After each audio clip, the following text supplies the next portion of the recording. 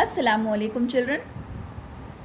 Welcome to the science class for the grade 3. Children, in today's video we are going to revise lesson number 4 and 5. So let's start with lesson number 4. We will take the explanation of the lesson briefly and we'll solve textbook exercises. This is revision for summative assessment 2. So go through the videos and practice for your exam. Okay. Lesson number 4 is animals, food and feeding habits. So at the end of this chapter you will be able to distinguish animals on the basis of their food habits. You can explain feeding habits of animals, can describe food chain and can describe how to protect and take care of animals. So here you can see animals are divided into 3 categories based on their food habits. Herbivores, carnivores and omnivores. What are herbivores? Animals that eat plants. They are called herbivores. And carnivores are the animals that eat flesh of other animals. And omnivores are animals that eat both plants and flesh of other animals. Here you can see examples of herbivores. Sheep, giraffe, okay, and elephant. And here we can see the different type of teeth in different animals. In herbivores we can see incisors to bite and cut the grasses, and they also have grinding teeth called molars. Okay. Examples of carnivores are tiger, lion. Okay. So these animals, tiger, lion, leopard, wolf and fox, these are carnivores and they have special type of teeth. They are called canines. Canines are sharp, curved and pointed teeth and they help to tear the flesh of other animals. Okay. Here we can see omnivores. Omnivores are the animals which eat plants and the flesh of other animals. So example is crow. And other examples are squirrels, rats. Okay children. So here we can see food chain. What is food chain? Food chain shows the order in which living things depend on each other. Like the deer eats the grass and deer is eaten by lion. So for their food, the different animals are dependent on each other. So it forms a food chain. Okay. A plant is eaten by an animal like deer, and the same at the same time this animal is eaten by lion. It forms a food chain. Feeding habits of animals, we will see. For other animals, for butterfly, it sucks the nectar of the flowers. And cow, buffalo, these type of animals, they graze on grass. Okay. Here chameleon darting its tongue to catch an insect, and snake is swallowing a frog. Here is the topic protection and care of animals. There are different kind of animals in our world. Some animals are wild and live in forest, while some are domestic and live with us. So how to take care of wild animals? We should not disturb the animals living in forest. We should not destroy their homes by cutting trees. We must not hunt as their number is decreasing day by day.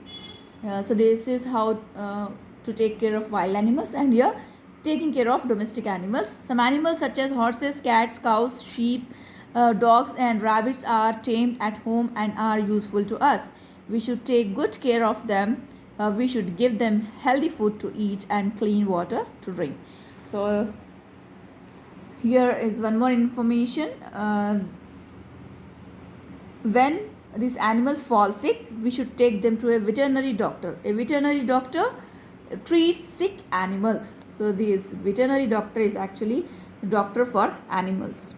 Okay. So here are exercises. Animals need dash to live. Dash animals move from place to place in search of food and water. Animals need food to live, and wild animals move from place to place in search of food and water. All carnivores have sharp, curved and pointed teeth. Snakes and frogs swallow their food as whole. When the animals fall sick, we should take them to veterinary doctor. Here are more exercises. Take the correct answer. Plant-eating animals are called herbivores. Animals which eat both plants and animals are called omnivores. An example of wild omnivore animal is bear. All animals depend directly or indirectly on plants. Here are the following. Go through this. Okay. Now we will see next lesson. Birds. Lesson number 5. Birds. In this lesson, at the end of this chapter, you will be able to list some common birds. You can explain how birds fly and how birds use their beaks. Okay. So here are common birds. You can see the pictures: crow, pigeon, sparrow, parrot, pigeon, peacock and duck. And different feathers of peacock, crow, parrot and pigeon. How the birds fly. In this topic we have seen birds take two types of movement: upstrokes and downstroke movements. Okay, for their flying they follow these two types of movement: upstroke and downstroke movement. How do birds use their beak? To catch and eat their food, to pick up twigs, to build a nest, to feed their young ones, to defend themselves and preen themselves. Here about feet and claws and how birds use their beaks. We have seen birds and the different shapes of beaks, you can see, and caring of their young ones. Okay children, about the nest. These nests to keep the birds safe from enemies that may harm them. Nests protect them from bad weather, and nests are home for the eggs and the young chicks. Okay, here are exercises of lesson number 5. True or false? Birds are not the only animals on the earth with feathers. It is false.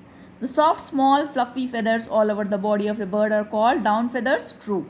There are 3 types of wing movement in the birds. No, false. 2 types of movement: upstroke and downstroke. Birds use their beak not to defend themselves. It is false. Water birds like the pelican and duck have short, hard and strong beak. It is false. A weavebird weaves nest using twigs, leaves and grass using its beak. It is true. Okay. Here are more exercises. These are take the correct answers. Okay. I will forward this through the PDF. Okay children. And here are more fill in the blanks. Guess who I am, the names of common birds and identify the bird. These bits also I'll send you through the PDF. So go through that, practice well for your exam. Okay children. That's it for today's video. Take care of yourself. Allah Hafiz.